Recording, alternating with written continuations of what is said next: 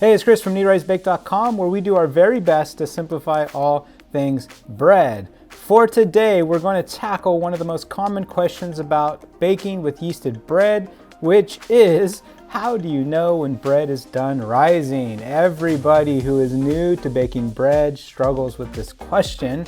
But before I get into the video much further, I just want to mention that we have a pretty in-depth blog post dedicated to just this question. So if you want more after watching this video, head over to Google, search for how do you know when bread dough is done rising, and you'll see us on the top page. We usually rank somewhere in the first couple of results there.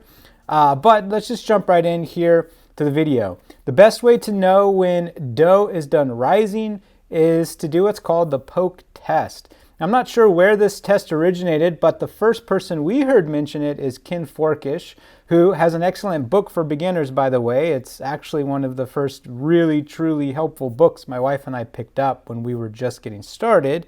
We'll put a link for it in the description if you're interested.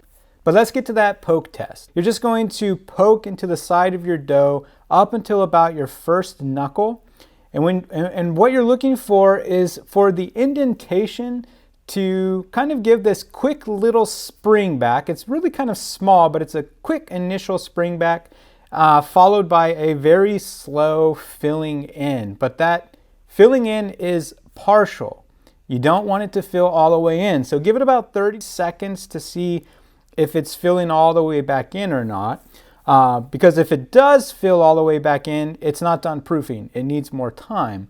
But if it holds that indentation, even just partially, then it's done. And it's pretty safe to say that you're ready to bake the bread off.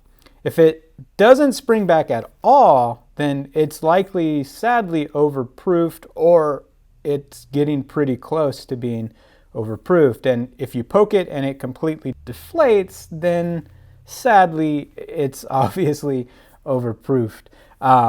Here's another batch just to show you again the process here. There's a quick spring back followed by a slow and partial refill, and you're waiting for it to hold its shape. Now, don't let it go all day long. It will completely fill back in eventually if it's got any life left into it, but you should be good to go, ready to bake. Be sure to visit our blog over at KneadRiceBake.com for a host of other tips, tricks, and helps. We'll see you in the next video. Take care.